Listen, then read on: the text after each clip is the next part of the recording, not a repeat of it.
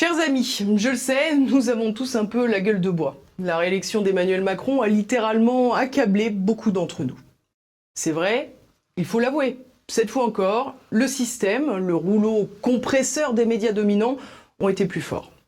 Mais cette déception ne doit pas effacer ce qu'il nous reste à bâtir et encore moins ce que nous avons déjà construit ensemble. Malgré les coups de nos adversaires, vous êtes de plus en plus nombreux à suivre TV Liberté. Et quel meilleur exemple que ce nouveau cap franchi sur YouTube. Alors même que la plateforme américaine nous censurait encore sans sommation, nous avons franchi le seuil des 500 000 abonnés. C'est un succès que TV Liberté tient de sa longévité, mais surtout de la confiance que vous avez pu placer en nous, grâce à une information honnête, une information sans caricature ni conflit d'intérêts.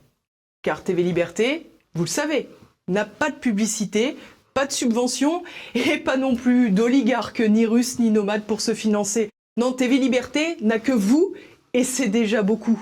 Alors c'est vrai, nous vous sollicitons régulièrement pour garantir cette indépendance. Mais comprenez bien, nous n'avons pas d'autre choix. Et croyez-moi, nous faisons déjà beaucoup avec bien peu. Pour produire un journal quotidien, les chaînes subventionnées emploient plusieurs centaines de personnes. À TV Liberté, le journal, c'est 6 personnes en tout.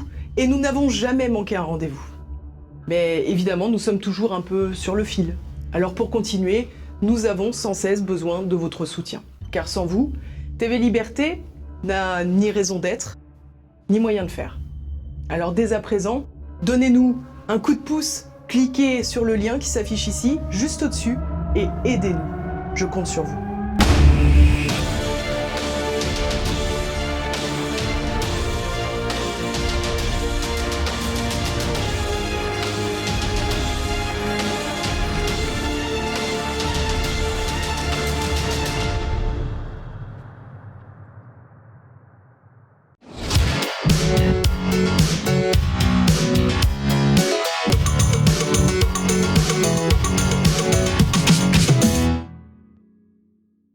Chers amis téléspectateurs de TV Liberté, nous nous retrouvons pour une nouvelle émission synthèse.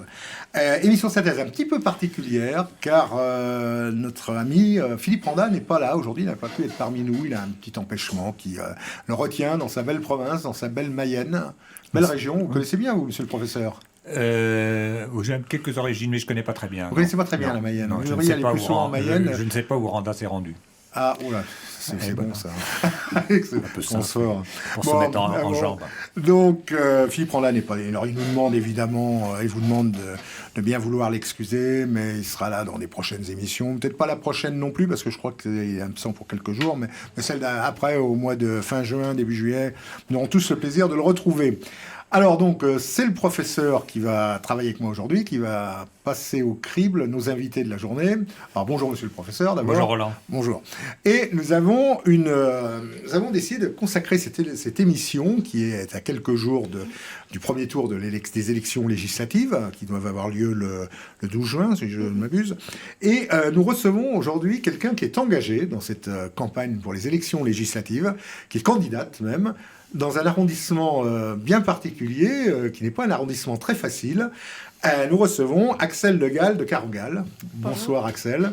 Vous êtes candidate du parti Reconquête, le parti d'Éric Zemmour, aux élections législatives, donc dans la 18e circonscription. Et nous avons aussi le plaisir de recevoir son suppléant. Alors là, toute l'équipe, là, donc pas de problème, une équipe sérieuse pour le 18e. Frédéric Zeiderman. Zajderman. Mais en fait, vous avez prononcé correctement, mais dans un autre pays. Voilà. Parce que le J est prononcé I, mais bon. Ah, d'accord. Bon, c'était pas loin. Frédéric, on va vous appeler Frédéric, oui. Comme ça sera plus ça. Non, Frédéric Zajderman, qui est donc le suppléant d'Axelle dans la 18e, c'est la 18e circonscription. C'est la 18e arrondissement de Paris, qui correspond un petit peu, si je me souviens bien, au sud à Montmartre, plutôt au bas de Montmartre. On a Montmartre et tout le tour de la butte de Montmartre, c'est ça. Une partie du 9e, le nord du 9e et après l'ouest du 18e. Tout le quartier de la rue des Martyrs, tout ça, on fait partie. Et vous savez, il se trouve que j'étais candidat moi-même aux élections, alors il y a bien longtemps, c'était en 1997 aux élections législatives dans votre circonscription. Alors rassurez-vous, je vous apporterai pas beaucoup de voix parce que si mes souvenirs sont bons, les résultats étaient quand même très très très très modestes. Donc peut-être qu'il y a des électeurs qui avaient voté pour moi à cette époque, qui s'en souviennent. Et je les invite à voter pour, pour Axel et pour Frédéric, donc qui aujourd'hui incarne avec courage, parce que c'est pas une circonscription facile. Hein, c'est pas. Parlez-nous un peu de la circonscription, Axel. Oui, c'est sûr que c'est pas une circonscription des plus favorables à Reconquête.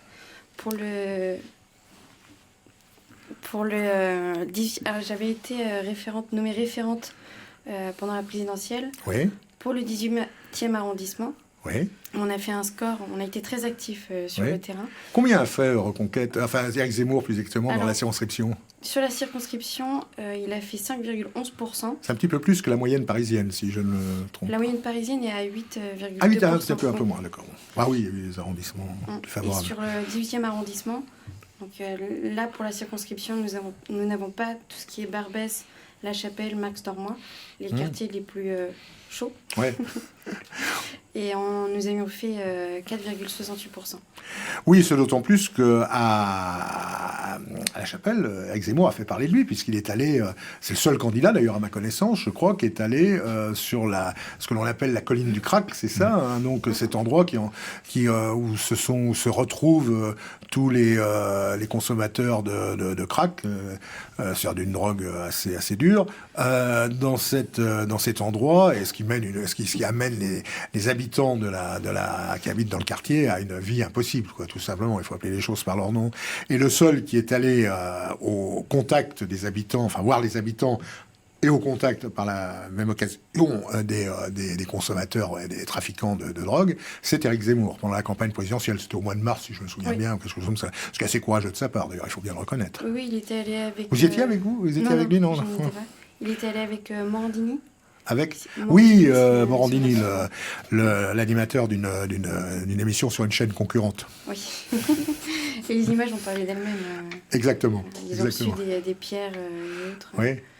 Donc c'est sûr que pour les riverains, pour les habitants, la colline du crack, c'est infernal pour les enfants, les jeunes qui veulent rentrer chez eux. Une vie épouvantable. Et puis même dans le métro, ça m'est arrivé plusieurs fois, dans le métro en prenant la ligne 12, de voir des personnes qui consommaient du crack juste en face de moi dans le métro.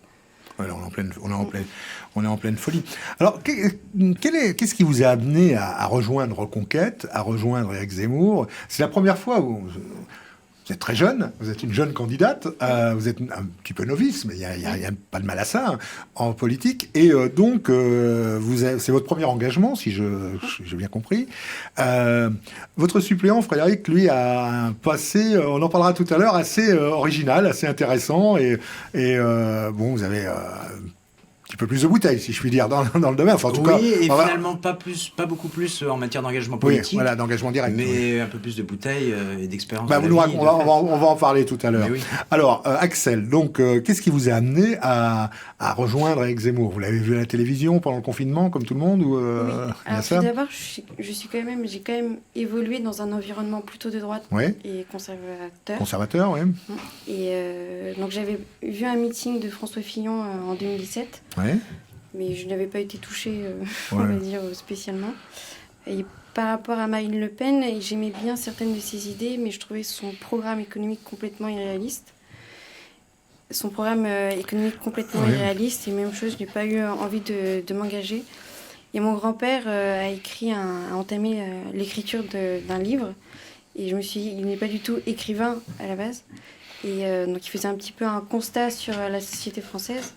Et je me suis dit, si mon grand-père, qui a 70 ans, on va dire, passe à l'action à son âge, pourquoi moi je ne le ferais pas? Je m'en voudrais en fait de ne pas le faire. Et c'est très bien. Voilà, et quand Éric Zemmour, c'était un petit peu le rendez-vous du soir avec sa formidable émission Face à l'info, avec Christine Kelly, Marc Menant et autres. Et j'étais d'accord sur le constat, sur tout ce qu'il disait. Et il y a eu en fait un débat avec Monsieur Langlais, où il était face à Rutel Krief et François Langlais, je crois. Et parce que juste avant, je ne le trouvais pas forcément présidentiable. Et à ce moment-là, sur les questions économiques, je trouvais qu'il avait vraiment mené le débat, qu'il y avait des solutions. Je me suis dit, il faut que je m'engage. Donc j'ai pris contact avec les équipes. Et je les ai relancés. Et comme vous vous en doutez peut-être, dans le 18e, peu de personnes s'étaient engagées. Voilà, ne voulaient prendre, en tout cas prendre la responsabilité d'être référent. Bon, je l'avais jamais fait, j'étais très, très angoissée. Puis au final, je suis tombée sur une équipe formidable. Et puis c'est aussi un peu de la reconquête, tout ce qui est la VUNI. Et c'est vraiment ce qui s'est passé, en tout cas dans le 18e, pendant la présidentielle. Oui, c'est comme ça que vous avez... en fait, la force du parti Reconquête... vous savez, le soir du premier tour de l'élection présidentielle, j'étais là où j'habite avec les amis locaux qui avaient fait la campagne d'Éric Zemmour. Et c'est vrai que certains ont été un petit peu secoués, pour ne pas dire déçus, par le résultat. Et si on réfléchit bien, moi je trouve que le résultat était plutôt bon, finalement.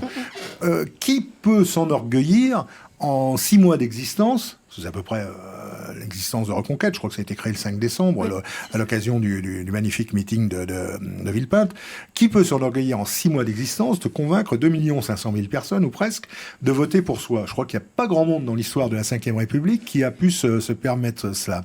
Une émergence politique comme celle d'Éric Zemmour, je crois que depuis l'émergence de Jean-Marie Le Pen en 1984, il n'y en a pas eu beaucoup non plus. D'autant plus que Jean-Marie Le Pen, il était comme au Monopoly, c'était terrain nu. Ah, il n'y avait rien. Il n'y avait que lui. Il y a quand même déjà Marine Le Pen qui occupait le terrain. Ouais. Et il y a Dupont-Aignan, qui bon, je sais pas pourquoi mais qui existe toujours. Il est là pour prendre quelques pourcents à qui voudra bien se laisser prendre. Il est là pour les raisons qui lui appartiennent. Enfin, voilà, il est là. Voilà, c'est bien dit. Et donc, on peut même s'interroger pourquoi il y a tant de gens qui, finalement, comme vous l'avez un peu laissé entendre, auraient eu une tendance assez naturelle à se tourner vers Marine Le Pen, et finalement ne l'ont pas fait, dans une proportion quand même importante. C'est la question que pourrait se poser Marine Le Pen, d'ailleurs. Si elle se posait des questions, vous voulez dire. Non, ne soyons pas polémiques, monsieur le professeur. C'est par affection que je dis ça. C'est gentil, oui. Qui aime bien, châtie bien. Voilà. Et donc, non, le problème, effectivement, le constat, plus exactement, c'est qu'en l'espace de quelques mois, Éric Zemmour a réussi à susciter un mouvement de fond dans le pays, un mouvement qui existe. Moi, je vous raconter mon anecdote personnelle, mais il se trouve que, quand au mois de mai ou juin, je ne sais plus, l'an dernier, l'idée de la candidature d'Éric Zemmour a commencé à germer dans certains esprits, certains de mes amis m'ont appelé en me disant « Oh là là, il va y avoir des affiches à coller, est-ce que dans ton coin, tu pourrais t'en occuper ?» faire plaisir à mes amis, envoyez-moi des affiches, et puis j'ai quelques amis qui iront les coller avec moi. On ira coller. Enfin bref, on était 3 le premier jour, et on est allé coller les affiches, tous les 3, il n'y avait pas d'adhérents, il n'y avait pas de section, il n'y avait rien du tout. On a recouvert la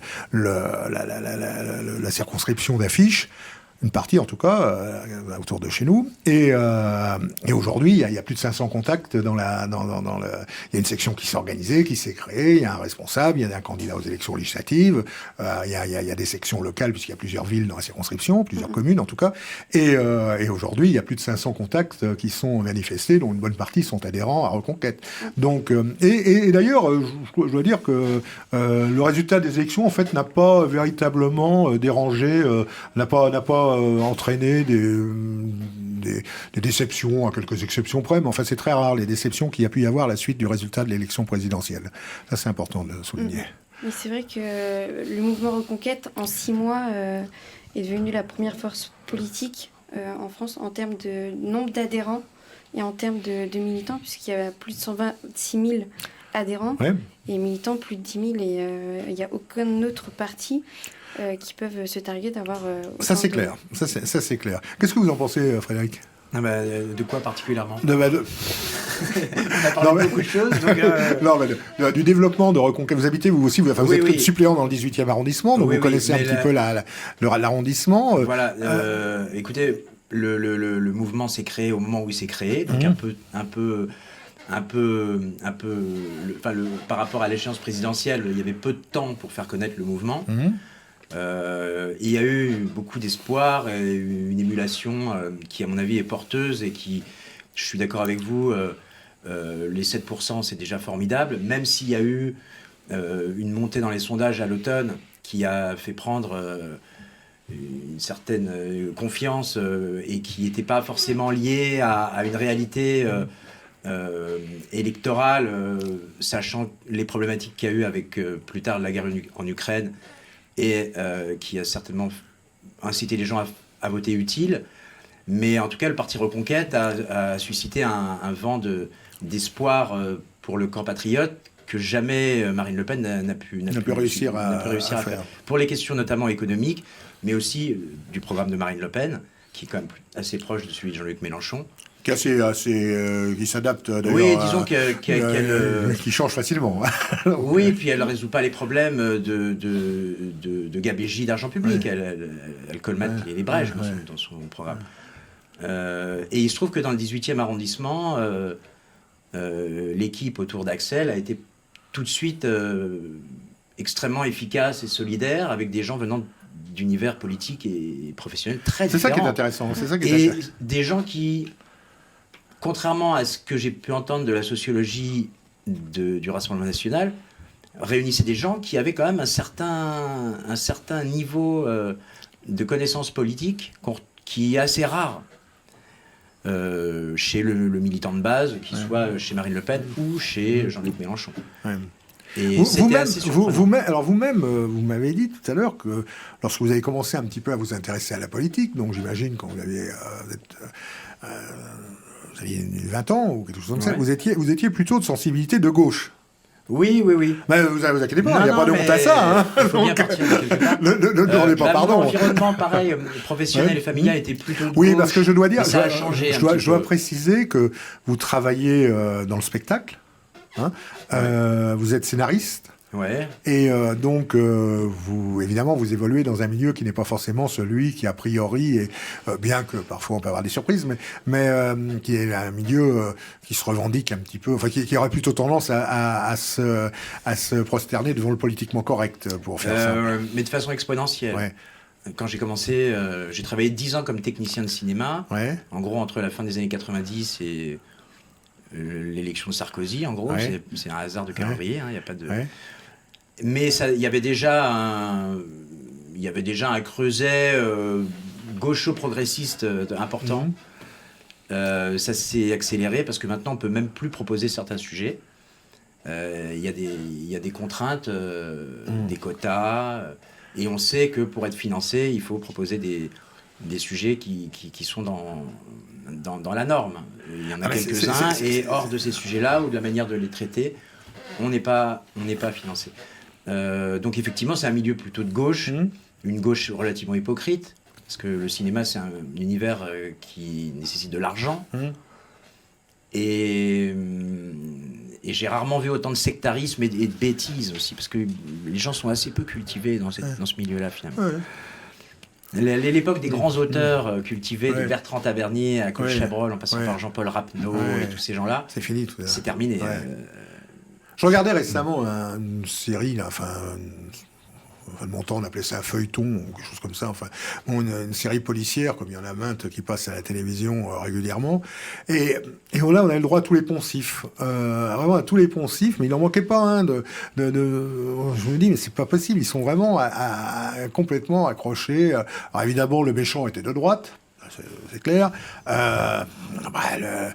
Les policiers, les flics, il y en avait... Le méchant est souvent de droite, mais il est aussi blanc et hétérosexuel. Oui, il est blanc et hétérosexuel. Bon, alors il y avait la fliquette lesbienne, il y avait... je porte pas de jugement de valeur sur ce que sont les gens. Les gens sont ce qu'ils sont, je me permettrai pas de juger la vie des gens, ça, c'est pas le cas. Mais c'est le problème, c'est quand la marge devient la norme. C'est-à-dire que aujourd'hui, alors il y a le flic issu de l'immigration africaine, les Africains du Nord, enfin... qui sont pas des mauvais acteurs, ils jouent bien, ils sont plutôt sympathiques. Le problème n'est pas là. Le problème est de vouloir faire passer une société à tout prix dans les médias, dans ces genres de films qui sont, de divertissement qui sont regardés par beaucoup de gens. Et voilà, c'est toujours la même chose, c'est de faire passer. Ça prend complètement le pas sur la création, sur l'imagination. Voilà, tout à fait. Sur l'histoire, etc. Voilà, une fois qu'on a coché toutes les cases, on est et subventionné, et puis le public il regarde autre chose parce qu'il n'a pas envie de voir ça. Donc, il y a même certainement des gens dont le talent est un petit peu... voilà, ils ont une bonne histoire, on dit il faut que tu rajoutes telle et telle personne, ça ne ressemble plus à rien, voilà. Voilà, vous savez qu'une histoire comme ça, pendant la guerre, on voulait faire un gâteau, il n'y a pas de farine, donc on va prendre de la farine de carotte, il n'y a pas de chocolat, donc on met... je sais pas quoi, à la fin, il n'est pas bon le gâteau. Le gâteau ressemble à tout sauf un gâteau. Vous connaissez la phrase, on ne fait pas de bonne littérature avec des bons sentiments. Voilà. Oui. En ce qui concerne le cinéma, c'est pareil. C'est un peu pareil. Mais oui. Ouais. Si vous êtes dans la moraline perpétuelle, vous ne pouvez rien écrire. Et alors, c'est là où... Il n'y a rien de la complexité humaine qui ne peut être retranscrite. Oui. Et là, on revient un petit peu à Éric Zemmour. C'est vrai que le phénomène, si on peut appeler ça comme ça, Éric Zemmour, a été dû justement au fait que il a percé l'écran, tout simplement, au moment où vous faisiez allusion tout à l'heure à la fameuse émission avec Christine Kelly, qui n'était pas sa première émission, parce qu'il avait fait d'autres émissions avant avec des partenaires, Lolo, enfin, toutes les émissions qui ont eu lieu sur d'autres. D'ailleurs, vous vous retrouvez, je pense, ça m'amène face à quelqu'un qui a été dans la même émission que lui, l'émission de Ruquier, puisque vous avez le candidat de la France Insoumise qui est dans votre circonscription. Oui, qui est sous l'étiquette NUP, qui a fondé son propre parti, qui s'appelle Rêve, qui n'a rien d'un rêve, d'ailleurs. Donc, qui s'appelle... Émeric Caron. Émeric Caron, oui, donc, qui a rejoint NUP. Oui, qui a rejoint NUP, et donc il se fait... Alors, il n'a pas vraiment de projet pour la circonscription, il se fait porte-parole vraiment du programme de NUP, et il va vouloir aussi faire passer son propre programme, celui de Rêve, qui pousse en fait il se présente comme un écologiste, mais il n'a rien d'écologiste. C'est souvent le cas. Comment ? C'est souvent le cas. Les écologistes sont rarement quelque chose d'écologiste. C'est un petit peu la machine à laver de l'extrême gauche. À la campagne, ils sont un peu perdus en général. La campagne, ils sont un peu perdus. Peut-être mettre des éoliennes dans le 18e, à côté de Montmartre. Ça serait bien, ouais. Et une usine à méthanisation au milieu de la place Montmartre. C'est quelqu'un qui est très dangereux. Nous avions déjeuné avec Frédéric, avec Paul Sugy, qui avait écrit un livre... je viens d'oublier. C'est sur l'antispécisme. Oui, sur l'antispécisme, l'extinction de l'homme. Et le projet d'Émeric Caron, on a l'impression qu'en fait, c'est un petit peu... déjà, c'est un projet qui est basé sur la détestation de l'homme. Il le dit lui-même. Il considère que le problème de l'humanité, c'est l'humanité elle-même. L'humanité. Oui, l'humanité elle-même. Oui. Il considère qu'il y a 95% de salauds au sein de l'humanité. Donc il y a l'éleveur, le consommateur, enfin le boucher et le consommateur. Qui sont des salauds. Oui, qui sont des salauds. Alors si on enlève les bouchers, les consommateurs, il reste plus grand monde. On a l'impression ceux qui mangent pas de viande. On a l'impression qu'il veut la disparition de l'homme au travers de son parti Rêve. Et d'ailleurs, il va y avoir un petit problème parce qu'il vise un électorat qui par exemple, avec la fête de l'Aïd, ça va être compliqué de faire passer ses idées par rapport à la maltraitance animale et au fait de ne pas consommer de viande. Et c'est une personne qui est un petit peu... qui est complètement lunaire, je pense, et dangereuse, et qui n'a rien à apporter par rapport à la circonscription, qui a été parachutée. Et qui, c'est un opportuniste. Oui, c'est comme il y en a souvent dans ce genre de truc. Alors, c'est vrai que l'émergence subite du parti de Jean-Luc Mélenchon lors de la présidentielle, évidemment, a suscité chez un certain nombre de personnages un intérêt tout à fait, certainement ponctuel et tout à fait... Mais voilà, bon, ça, c'est fréquent dans ce genre de situation. Mais, enfin bon, Émeric Caron, on va pas l'accabler ici, ce pauvre garçon, mais enfin bon, on n'est pas Zemmour qui veut, et on peut pas dire que lui, il ait percé vraiment l'écran, quoi. Voilà. Mais moi, ce que je trouve, vous soulignez tous les deux, c'est ce qui a beaucoup favorisé l'émergence de Reconquête, c'est quand même la cohérence, l'absurdité du programme économique du Rassemblement national, qui a dérivé, comme tout le monde le voit, vers un mélenchonisme qui n'est autre que le communisme. Oui, bah oui. Donc, je crois qu'il y a eu une énorme hémorragie, mais qui explique aussi qu'elle était limitée, de tous les jeunes, les étudiants. Voilà. Le discours de Marine Le Pen sur l'économie, ils disaient, voilà, c'est le discours de la CGT, donc il y avait un truc qui n'allait pas, quoi. Moi, je trouve qu'il y a eu vraiment un passage massif de tous les enfants des gens qui votaient Le Pen, ou d'ailleurs, c'est la grande force, de gens qui votaient Fillon, ou des choses comme ça, de la droite en général, de conviction, vers Éric Zemmour. Et je crois son grand mérite, c'est qu'il remet les sujets il les aborde de front, comme vous disiez, il va sur le terrain. Il n'élude aucune question, il ne dit pas je suis contre l'immigration, mais avec 30 précautions et corrections, etc. Je suis pour le libéralisme, mais là il y en a 170, donc oui, mais il faut subventionner les machins, etc. Voilà. Et ça, c'est un libéral modéré. C'est sa grande force. Oui, non, c'est pas un véritable libéral, mais il a quand même. Pas comme vous. Beaucoup moins que moi, bien sûr, mais c'est bien dommage. Mais c'est ce qui existait quand même dans le Front National d'origine, qui avait un programme économique assez libéral, ou plus exactement pro-petite entreprise. Alors, ça dépend ce que l'on appelle un peu du réganisme. Je pense par calcul électoral, on s'est rapproché d'un programme de gauche en disant ça plaît au peuple. Et ce qui avait fait la force du Front National et qui fait maintenant la force de Reconquête, c'est le désir de convaincre les gens, de ne pas leur dire ce qu'ils pensent ou ce qu'on pense qu'ils pensent. Ce sur quoi généralement on se trompe. Mais je crois qu'Éric Zemmour, et ce qui est la force d'Éric Zemmour, et c'est l'intérêt même d'Éric Zemmour, c'est quelqu'un justement qui bouscule ce paysage politique qui depuis 40 ans n'avait pas vraiment bougé, il faut bien le dire, à part depuis l'émergence grosso modo de Jean-Marie Le Pen en 1984, qui a été une véritable révolution à l'époque. Et donc l'émergence l'apparition d'Éric Zemmour a ce côté passionnant, c'est qu'il montre que quelqu'un qui aujourd'hui dit ce qu'il a envie de dire, il est cash, il n'a pas envie comme le professeur le disait très, très justement tout à l'heure, il n'a pas envie de raconter, d'englober tout ça dans un certain nombre de considérations pour essayer de faire plaisir à tout le monde. Non, lui, ce qui l'intéresse, c'est de dire ce qu'il pense, c'est de dire ce que l'on pense, que pensent beaucoup de Français d'ailleurs, et voilà, il ne fait pas partie du paysage politique au sens partisan du terme. C'est ça qui est intéressant, même s'il a son parti, même si ça, c'est ça le côté intéressant de Reconquête et de la candidature d'Éric Zemmour.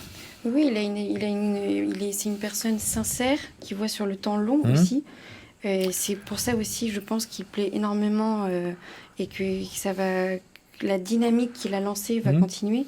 C'est qu'il a une cohérence et qu'il veut continuer le récit national français. Il veut vraiment redonner la fierté à tous les Français d'être Français, les réunir tous ensemble, ce que les autres partis ne font pas forcément. Ouais.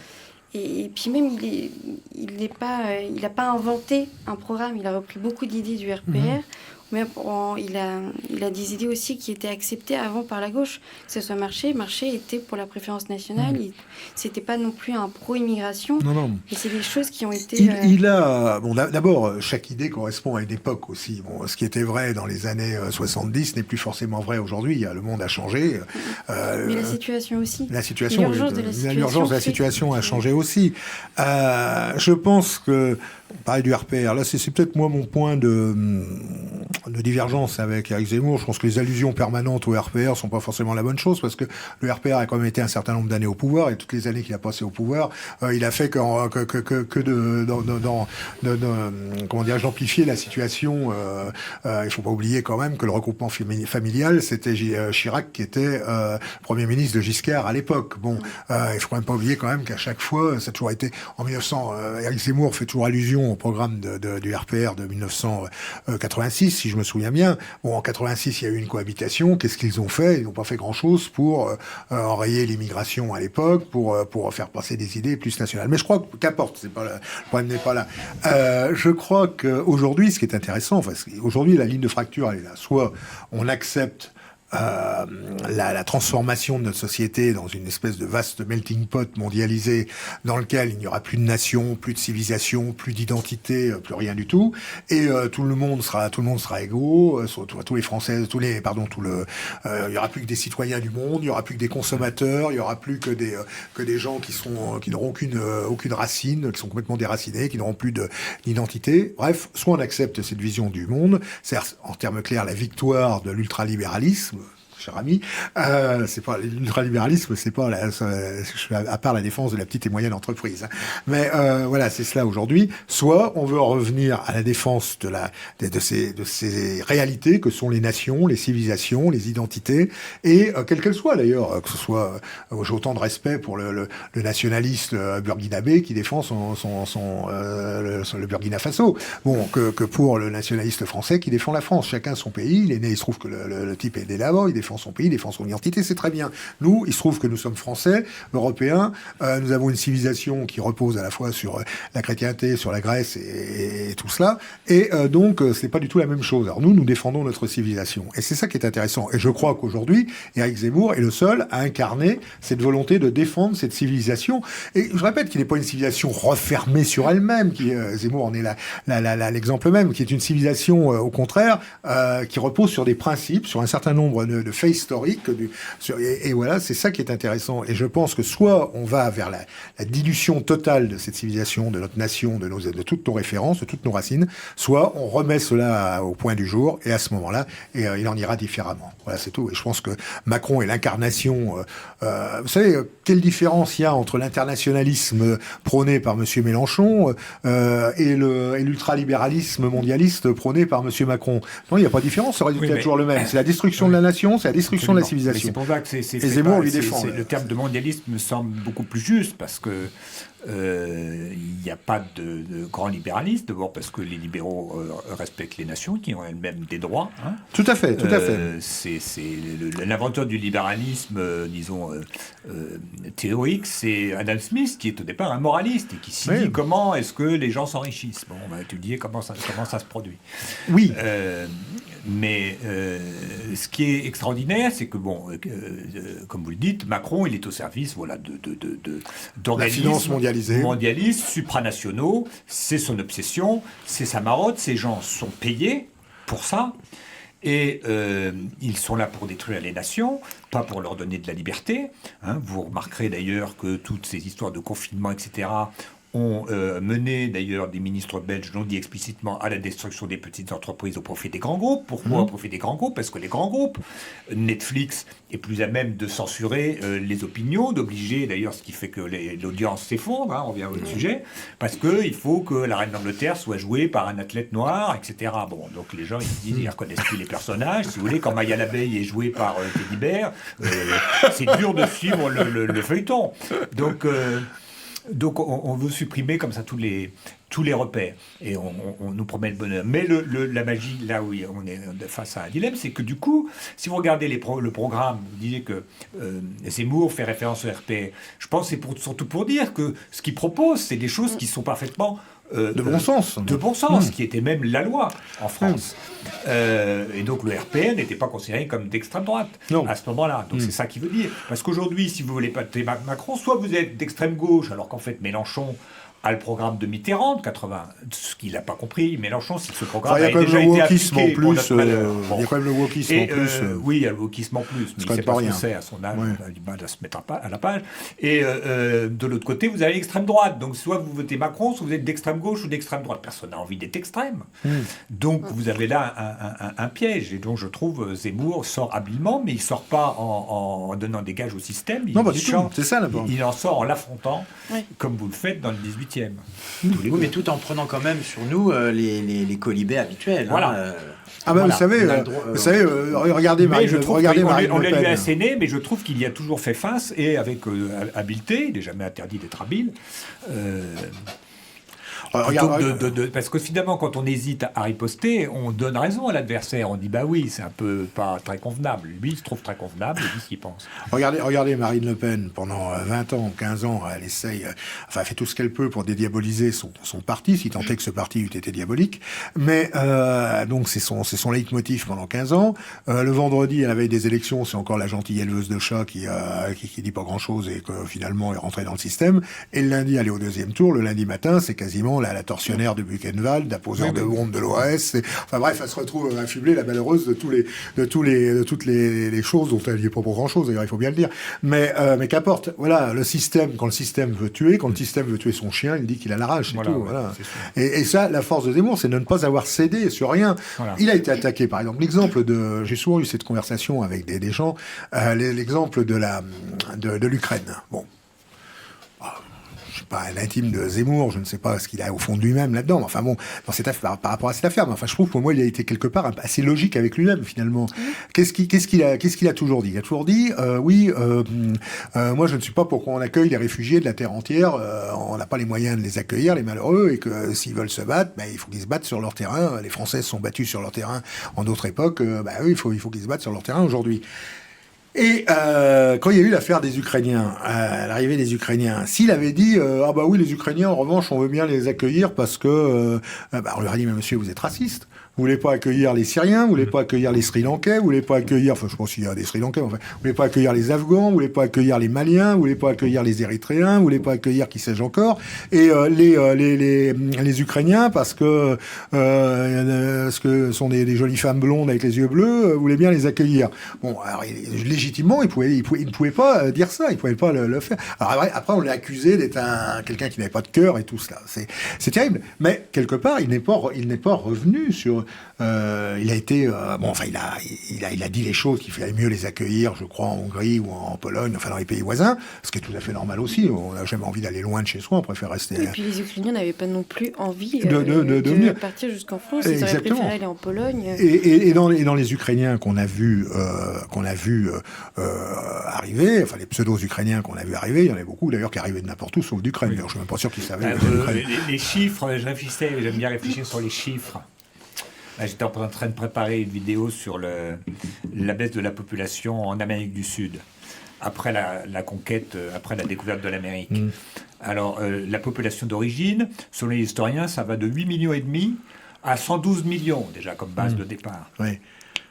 Donc, vous voyez la fourchette, quoi. C'est absolument hallucinant. Et là, alors j'ai calculé, il y a quoi 4-5 millions de réfugiés, c'est-à-dire, c'est quoi ? C'est 12 ou 15% de la population ukrainienne. Ce qui est hallucinant, parce que le pays n'est pas occupé. Non.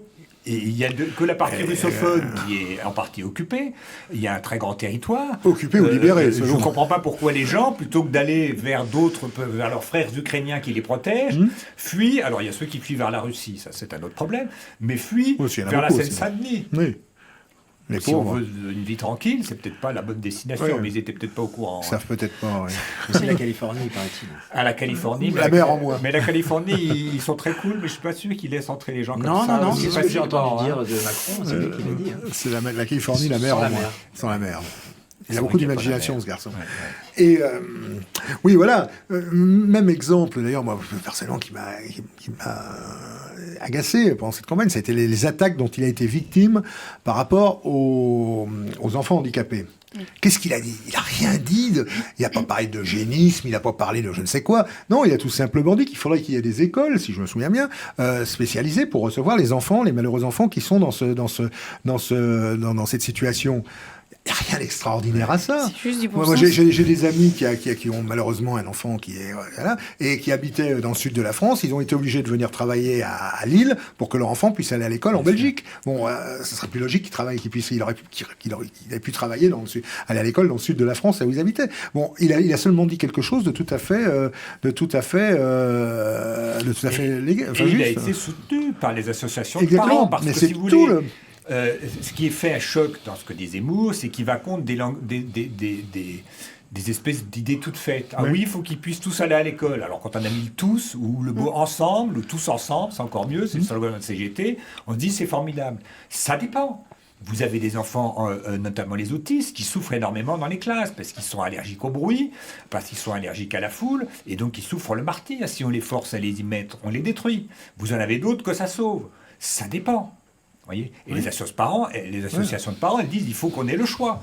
Donc on a décidé qu'il fallait les inclure. D'abord, il faut voir déjà comment est l'école pour les gens qui ne sont pas autistes. C'est pas toujours une partie de plaisir. Mais quand vous y mettez des enfants fragiles ou des enfants, vous parlez, monsieur le peu professeur. importe quel est leur handicap, il y a du bon, il y a du moins bon. Mais ce qu'elle prouve qu'ils s'étaient renseignés auprès de gens qui connaissaient le sujet et pas des fonctionnaires qui veulent qu'on les mette dans les écoles parce qu'ils ont une petite subvention par élève, puis ils entretiennent des AVS, puis votent Mélenchon, etc. Bon, je dis, j'en sais rien, je sais pas ce qu'elle vote. C'est pour le. Mais vous voyez ce que je veux dire. Et donc, c'est quelqu'un qui va se renseigner sur les sujets plutôt que de dire des espèces de projets qui sont relayés par l'Europe. Voilà ce qu'il faut faire dans le monde entier, alors que voilà, il faut que chacun puisse un peu faire au cas par cas pour beaucoup de choses. Mais c'est vrai que la candidature d'Éric Zemmour montre vraiment en fait qu'une grande partie des Français refusent d'être confrontés à la réalité. C'est vraiment ce qu'il faut. Il n'y a pas pire aveugle que celui qui ne veut pas voir, il n'y a pas pire sourd que celui qui ne veut pas entendre. Comme quand on parle de sentiment d'insécurité, ce qui s'est passé pour la Ligue des Champions, ce n'est pas un sentiment. Il n'y a que les Français pour rester avec des œillères. Tous les étrangers maintenant ont vu au grand jour ce qui se passait en France. On va dire voilà, la France est un pays dangereux, etc. Il n'y a que les Français pour ne pas s'en rendre compte. Comme le 18e arrondissement, la 18e circonscription de façon plus large, même si la partie du 9e, qui fait partie de la circonscription, est plus, on va dire, bourgeoise et il y a moins d'insécurité, sincèrement, je pensais qu'Éric Zemmour allait faire un meilleur score. Et la claque a quand même été...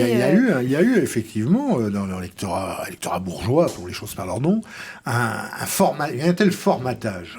Il y a un tel formatage. De toute façon, Éric Zemmour incarne le mal absolu. Bon, voilà, on ne le pas, c'est comme ça. Voilà, il y a eu, en quelques mois, le malheureux se retrouvait, bienvenue au club, mais il se retrouvait dans le camp du mal absolu. Et... il y a quand même 7,5% des gens qui ont voté, 2 500 000 personnes qui ont voté pour le mal absolu. C'est peut-être le côté positif de la chose. Mais c'est vrai, moi je m'en suis rendu compte aussi chez moi.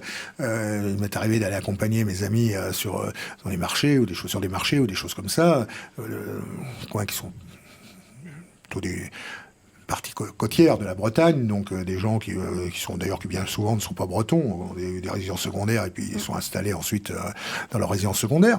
Et donc ces gens-là, ils ne voient que ce qu'ils ont envie de voir. Il y a un monde autour d'eux qu'ils ne veulent pas voir et surtout pas. Du moment que c'est pas chez nous, du moment que c'est pas à Trégastel, on est tranquille. Voilà, bon. Et pourtant, même à Trégastel, il commence à y avoir des problèmes. Bon, c'est Trégastel dans les Côtes-d'Armor, pour préciser pour ceux qui ne savent pas. Mais ça peut être partout pareil, ça peut être... Mais quand on fait campagne... Chez vous aussi en Vendée. Oui, bien sûr. Personne n'est oublié. Oui. On est aux petits soins. Mais quand vous faites campagne là, dans le 18e, est-ce que vous pouvez être relayé? Est-ce qu'il y a par exemple des radios locales? Vous avez vos propres moyens uniquement? Non, c'est vraiment par nos propres moyens. Nous n'avons pas de relais de radio locale. Ouais. Non, ça montre comment on informe les gens. Quoi. Oui, mais on n'a pas de permanence non plus. On aurait trop peur de se la faire détruire. Casser, ouais. Bon, c'est aussi le début. Oui, mais il faut une infrastructure locale, la logistique est encore un peu sommaire. Oui, mais... il faut le temps pour que ça se fasse. Paris, c'est pas construit en un jour. Mais il va falloir intensifier de toute façon le travail après les élections. Je pense que vous ne comptez pas vous arrêter dimanche soir. Ce n'est que le début. Ce n'est que le début. Nous avons commencé à faire le tour des commerçants et on continuera après les législatives. Oui. Parce que là, c'est aussi le sens de la candidature des différents candidats de Reconquête, il faut qu'on enracine nos idées au sein de la société française. Je crois que c'est ça la force. C'est nécessaire, mais ça prendra du temps. Vous savez, le Front National ne s'est pas construit en 15 jours. Justement, vous disiez que le score d'Éric Zemmour à la présidentielle était faible dans cette partie, comme dans l'ensemble de Paris. Par rapport aux problématiques, on va dire, de cette circonscription. Oui. Mais quel a été, par exemple, si on additionnait le score de Dupont-Aignan, Marine Le Pen, Éric Zemmour dans cette circonscription? Marine Le Pen a fait 4,5, Dupont-Aignan a dû faire 2%. Oui, donc là, vous êtes à égalité, en fait, avec Marine Le Pen, au bout du compte. Quand même, un petit peu plus. Elle a fait 4,5 sur les circonscriptions. Oui, c'est tout à fait. C'est tout à fait étonnant. Comme partout. Oui, mais on les a vus une fois en 4 mois sur le terrain. D'ailleurs, là, on arrive à parler d'un deuxième problème, qui est celui, justement, de la perspective des législatives et de l'union qui aurait pu être... Enfin, si ce n'est l'union, l'entente, en tout cas, qu'aurait pu se faire entre les différents courants, enfin les différents mouvements nationaux et les différentes incarnations de ces mouvements nationaux. C'est vrai qu'on y a de quoi être révolté. Moi, j'entends souvent des gens qui me disent mais l'attitude de Marine Le Pen est totalement irresponsable puisqu'elle part du principe qu'elle a sauvé les meubles. Bon, sa seule obsession, c'était de se venger de la débâcle de la dernière fois, de 2017, et de montrer qu'elle était toujours là. Bon, ok, elle l'a montré, parfait. On va pas revenir sur les détails des raisons qui l'ont amenée pour être candidate, mais enfin qu'importe, c'est comme ça. Mais à partir de ce moment-là, elle refuse toute entente avec les autres forces nationales, que ce soit Reconquête, que ce soit Debout la France, ou même un certain nombre de petits groupes qui existent ici et là à travers le pays. Et vous savez, moi j'avais beaucoup apprécié la proposition qu'avait faite Jean-Marie Le Pen il y a quelques semaines. Je ne sais pas si vous savez, tout simplement, qui était une proposition de bon sens et de quelqu'un qui connaît bien la vie politique, c'est de se dire bon, voyons les choses telles qu'elles sont. Aujourd'hui, la droite nationale au sens large, c'est 30% des voix, un peu plus, 33% des voix. La gauche, enfin l'extrême gauche, enfin l'Union populaire l'UNUPS va se retrouver comme étant la principale force d'opposition parce qu'ils ont réussi grosso modo à unifier plus ou moins l'opposition derrière eux, même s'il y aura des candidats socialistes dissidents ici et là qui vont certainement faire des scores appréciables pour eux. Mais donc on va se retrouver avec une opposition qui va être incarnée par Mélenchon et par la gauche, qui sera une opposition finalement ultra, qui n'était pas celle qui aurait dû être véritablement l'opposition. L'opposition naturelle, ça aurait dû être la droite nationale, pour faire simple. Et en raison de l'attitude de Madame Le Pen, ça n'a pas été possible, puisqu'elle refusait toute entente, quelle qu'elle soit. Je rappelle quand même qu'Éric Zemmour, à peine 5 minutes après le résultat du premier tour, avait appelé à voter sans aucune concession, enfin sans aucune condition, quelle qu'elle soit, pour Marine Le Pen. Éric Zemmour a annoncé qu'il ne présenterait pas de candidat contre Marine Le Pen, contre Nicolas Dupont-Aignan, contre un certain nombre d'autres responsables du Rassemblement national, dans un souci justement d'apaisement et d'unité de la droite nationale et du mouvement national. Et Marine Le Pen refuse toute entente. Jean-Marie Le Pen avait proposé qu'une proportionnelle intégrale, puisque l'ensemble de ces mouvements n'arrêtent pas de revendiquer la proportionnelle intégrale.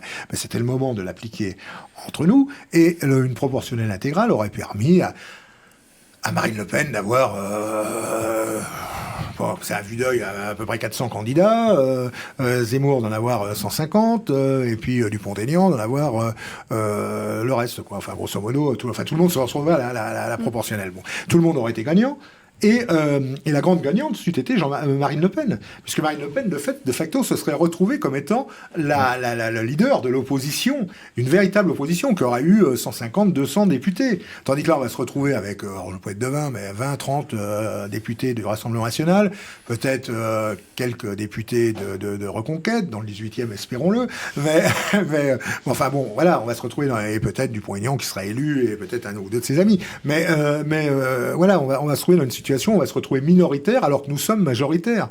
Et nous sommes en premier lieu, enfin nous sommes la première force face à Macron. Et l'attitude qui a été celle de Marine Le Pen va malheureusement hypothéquer totalement cette possibilité. Et ça, c'est vraiment regrettable. Et ceux qui ont essayé au sein du parti de Madame Le Pen d'aller dans ce sens-là. Je pense par exemple à Philippe Vardon, qui est le responsable, enfin un militant historique du courant identitaire niçois et dans le sud, en Provence-Côte d'Azur, Alpes-Côte d'Azur. Philippe Vardon a été tout de suite écarté. Et il y en a eu d'autres. Bon, on parle de Vardon parce que c'est le plus connu, mais il y en a eu un certain nombre d'autres. Moi, je sais qu'en Bretagne, par exemple, c'était le cas d'un certain nombre de gens qui ont été écartés à cause de ça, et dans d'autres régions aussi. Donc voilà, ce caprice d'enfant gâté va faire on va se retrouver dans une situation où l'opposition dans les 5 ans qui viennent va être incarnée par quelqu'un qui n'est ni plus ni moins que l'autre face du système mondialiste, c'est-à-dire l'internationaliste Mélenchon. Oui, Marine Le Pen, je pense qu'elle se tire une balle dans le pied. Elle est en train de creuser la tombe du RN. Ouais. Et ça montre surtout qu'elle n'est absolument pas patriote et qu'elle n'a jamais eu la volonté politique de devenir une véritable force d'opposition. On va pas faire le procès de Madame Le Pen ici, c'est pas du tout l'objectif. Et parce que c'est aussi quelqu'un qui a certainement des qualités, je veux pas dire le contraire non plus. Hein. Mais là, en l'occurrence, dans son attitude politique, son attitude stratégique, plus exactement, à laquelle nous venons d'assister, là, c'est pas très brillant, il faut bien le dire. Voilà. C'est surtout bien dommage. Et c'est bien dommage. C'est bien dommage parce que la droite nationale, au sens large du terme, avait une chance historique de pouvoir peser politiquement, de pouvoir compter politiquement et électoralement. Oui, mais son intérêt, c'est de faire fructifier et faire vivre son entreprise familiale. Ouais. Bon, bah oui, c'est ça. Comme disait François-Olivier Gisbert, c'est une crèmerie. La crèmerie, il faut qu'elle tourne. Donc Éric Zemmour, marche sur ses plates-bandes, selon cette logique-là. Il faut dire non, que... mais oui, non, elle n'est pas prêteuse. Ouais, non, mais vous avez tout à fait raison. Vous savez, Marine Le Pen a pensé, à juste titre d'ailleurs, compte tenu qu'elle n'aurait jamais de concurrence, si je puis dire. Voilà, toutes les tentatives de scission qu'il y a pu y avoir dans l'histoire au Front National ayant toutes échoué, j'en parle en connaissance de cause, puisque j'ai été moi-même à un moment donné acteur de ce genre de choses. Donc tout ça a toujours échoué. Voilà, il faut reconnaître parfois les échecs. Bon, ça a toujours échoué. Donc Marine Le Pen pouvait se dire, quoi qu'il se passe, quoi que je dise, je serai toujours majoritaire dans mon propre camp. Et puis bingo, il y a l'émergence d'Éric Zemmour qui arrive sur le marché. Et ça, évidemment, c'était pas prévu. Et là, on n'est pas dans une scission qui va lui ramasser 0,4% des voix sur sa droite. On est dans un mouvement qui vient d'ailleurs, qui vient même si c'est un mouvement qui rassemble beaucoup de gens qui ont été déçus à un moment ou à un autre par le Rassemblement national. Eh bien, ce mouvement qui aujourd'hui fait 7,5% des voix, et espérons-le, fera plus dans l'avenir. Mais qui ne s'est pas construit, un mouvement ne se construit pas en quelques semaines, quelques mois ou même quelques années. Vous savez, je crois que j'ai déjà eu l'occasion de le dire ici, sur ce plateau, la chance de Jean-Marie Le Pen, sa grande chance, ça a été 1974. Alors tout le monde me dirait, 1974, oui, il a fait 0,80 ou 0,70% des voix, c'est pas vraiment très brillant à l'époque. Si, ça a été sa grande chance, parce qu'en 1974, en se présentant à l'élection présidentielle suite à la mort de Georges Pompidou, je sais pas, enfin, vous étiez jeune. Vous, monsieur le professeur, vous n'en souvenez plus. Vous n'étiez pas né. C'est de l'histoire. Vous étiez né, vous j'avais 2 ans. Ouais, bon, alors donc, voilà. Donc, non, mais sérieusement. C'était pas spécialement pompidolien à 2 ans. Sérieusement. Après la mort de Georges Pompidou, donc, il y a eu une élection présidentielle anticipée. Et Jean-Marie Le Pen a eu l'intelligence de se présenter à cette élection pour la première fois. Il avait toujours regretté de ne pas avoir été candidat en 1965, ou à l'époque où Jean-Louis Tixier-Vignan-Cour s'était présenté, avait fait 5,5% des voix. Mais ça n'avait pas donné de suite, ce mouvement, pour moult raisons. Il serait peut-être intéressant, d'ailleurs, un jour de disséquer, mais enfin, pour le moment, voilà. On va pas s'étendre là-dessus. Et en 1974, il se présente à l'élection présidentielle et il fait 0,74% des voix. Et c'est à ce moment-là qu'il devient célèbre. La France entière le connaît. À l'époque, il y a que 2 chaînes de télévision. Il passe tous les soirs, parce qu'il y a des émissions pour tous les candidats. Il passe tous les soirs. Il a l'intelligence sa vie a fait que d'apparaître avec un élément bien particulier qui permettait de l'identifier tout de suite, c'est-à-dire son bandeau, parce qu'il avait eu un œil blessé lors d'une bagarre. Et c'est à partir de ce moment-là que Jean-Marie Le Pen est devenu très célèbre. Et quand il s'est présenté en 1974 en faisant un score très modéré, c'est vrai. En 1984, il envoie 10 députés ou 11 députés européens, je ne me souviens pas. Et en 1986, il envoie 35 députés à la Chambre. Et en 1988, il fait 15% des voix à l'élection présidentielle. Et c'est ça qu'il faut toujours avoir à l'œil. Et si je puis dire. Et Éric Zemmour a pris date. Éric Zemmour, aujourd'hui, est rentré. Tout à l'heure, nous disions qu'il ne faisait pas partie du personnel politique au sens habituel du terme, mais il est rentré dans le paysage aujourd'hui. Et c'est ça qui est important. Oui, c'est vrai que tout le monde ne regarde pas ces news. Non, tout le monde ne regarde pas Face à l'info. Énormément de personnes, même, on le voyait sur les marchés pendant la présidentielle, ne connaissaient pas Éric Zemmour, ne connaissaient pas Reconquête. Bien sûr, mais il y a énormément de... Vous savez, il ne faut jamais oublier une chose, et ça, malheureusement, beaucoup de nos amis ont parfois tendance à l'oublier, c'est qu'on est dans un pays où 90% de la population s'intéresse à la politique 5 minutes par an. j'ai souvent l'occasion de le dire aussi ici, s'intéresse à peu près à la politique comme moi je m'intéresse au football. C'est-à-dire j'y connais rien du tout. donc chacun ses trucs. Et donc 90% de la population ne regarde pas les émissions politiques, malheureusement ne regarde pas TV Liberté, malheureusement regarde pas CNews. Voilà, donc c'est ça, il faut toujours avoir ça quelque part présent dans notre tête. Et c'est pour ça qu'il y a un travail. Mais à côté de ça, il y a les faits. Et les faits sont têtus.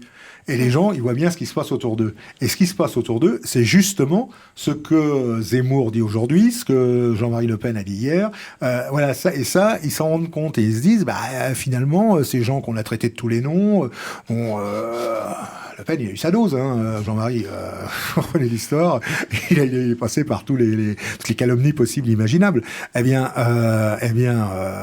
Finalement, c'est eux qui avaient raison. Voilà.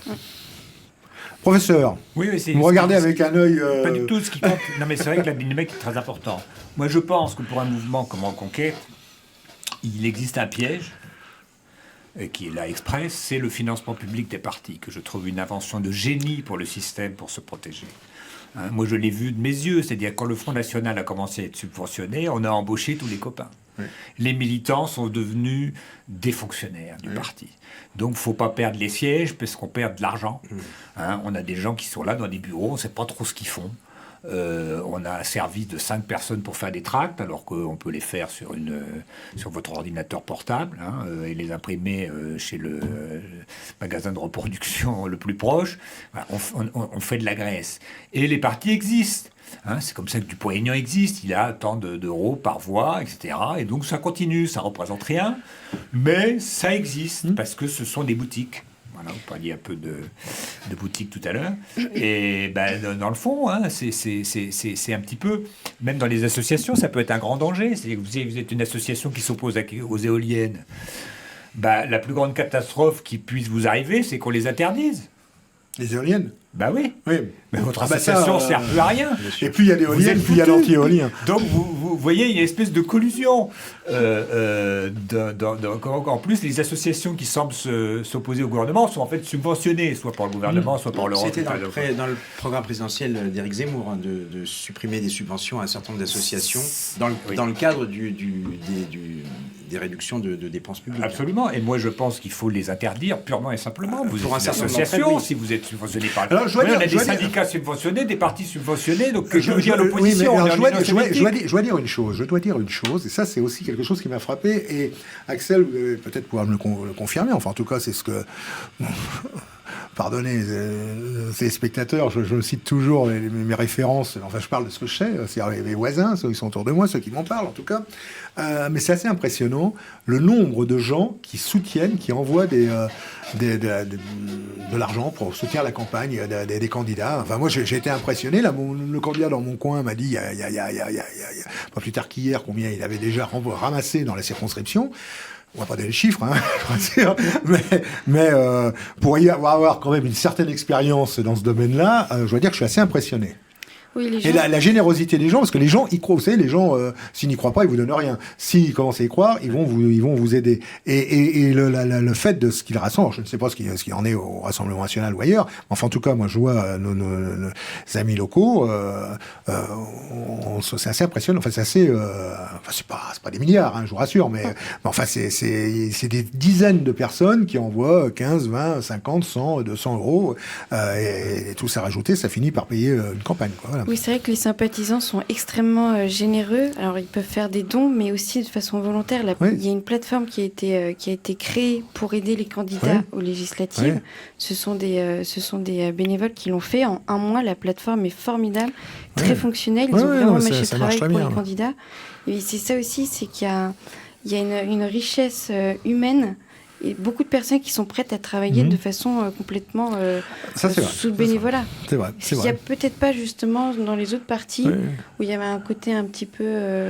Alors que les partis... c'est ce qui existait. Le Front National était un parti de militants. Il y avait des couleurs d'affiches par camionnette entière. Et puis un jour, on a eu de l'argent, on a payé des entreprises. Ouais, bah ça c'est surtout donc, quand il n'y avait plus de militants, surtout que ça arrive. C'est les deux. Mais oui, mais les deux, ils sont prenus dans l'escalier. Oui, mais ça c'est justement, enfin, espérons-le, c'est justement, je pense, Éric Zemmour, qui est un fin connaisseur du paysage politique et du fonctionnement des partis politiques, je pense qu'il sera quand même amené à éviter ce genre de problème qui a effectivement eu à un moment donné au FN. Mais d'un autre côté, tout parti a besoin de vivre, et les partis, pour faire vivre, il faut des gens qui soient là en permanence, et les permanents, ils sont comme tout le monde, ils ont un loyer, ils ont une famille, ils ont besoin de manger, de payer l'essence de leur voiture et tout ça. Donc ils ont un salaire, il n'y a rien de choquant à ça. Hein. Donc, mais l'avantage d'Éric Zemmour, c'est que c'est un combattant, c'est pas un combattant politique à l'origine, c'est un combattant des idées.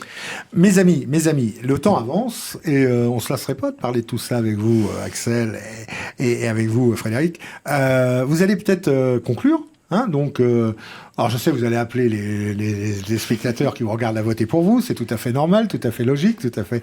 Mais à côté de ça, quel est votre message que vous voudriez faire passer aujourd'hui en quelques mots, hein, parce qu'il nous reste un peu de temps.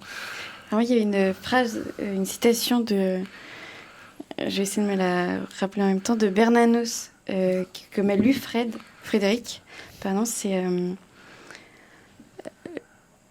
l'optimisme est une fausse espérance, et l'espérance pour les lâches et les imbéciles. Voilà. La véritable espérance, c'est du désespoir surmonté.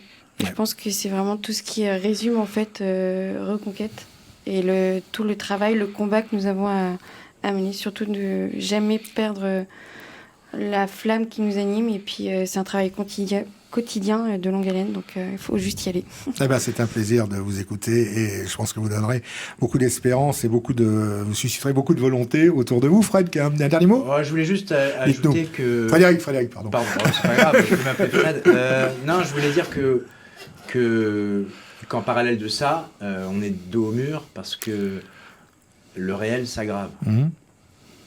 Donc, il n'y a plus d'échappatoire. Il faut y aller. C'est peut-être même un combat désespéré parfois, ça dépend des jours, mais on n'a plus le temps, il faut le faire. Il faut faire ce travail intellectuel, réarmer les esprits sur le terrain. Les gens, pendant l'élection présidentielle, étaient pour beaucoup contents de nous voir, surpris pour certains.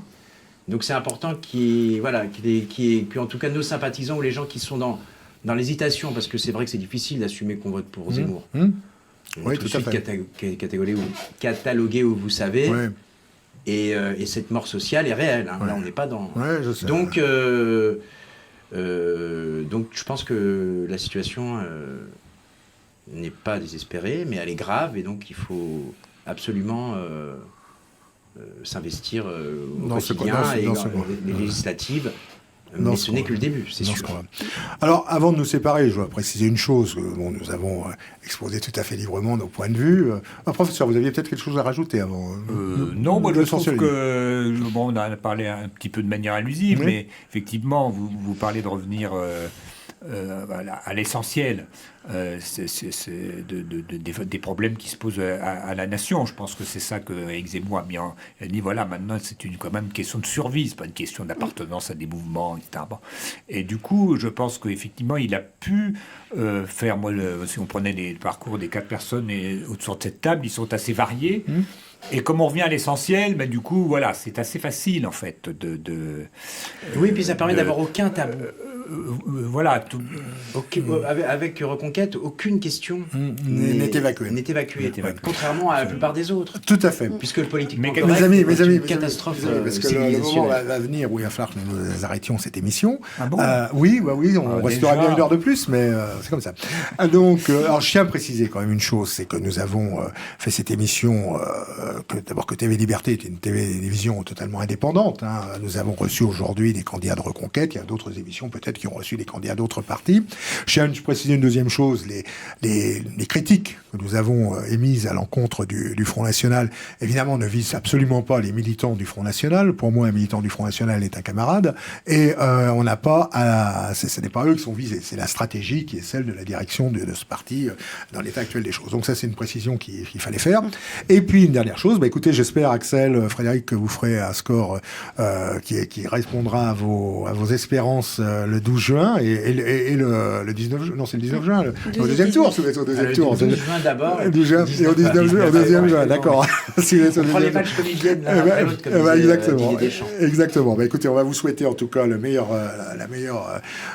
résultats possibles. Et puis de continuer ce combat, continuez-le dans le 18e. La vie politique ne s'arrêtera pas au soir du premier et du deuxième tour. La vie politique continuera. Et ce qui est le plus important, le travail le plus important que nous avons à faire, ne l'oublions jamais, c'est à redonner autour de nous une conscience ethnique à nos compatriotes et et aux Français. Qu'ils soient conscients, qu'ils ne soient pas, il n'y a pas de destin du déclin. Voilà. Voilà, mais merci, et puis à très bientôt. Au revoir Axel, au revoir Frédéric, professeur, à bientôt. Et puis on dit un petit bonjour à Philippe, qui nous regarde et qui regrette bien de ne pas être parmi nous aujourd'hui. Voilà, Philippe Randa. Merci, bientôt. Merci.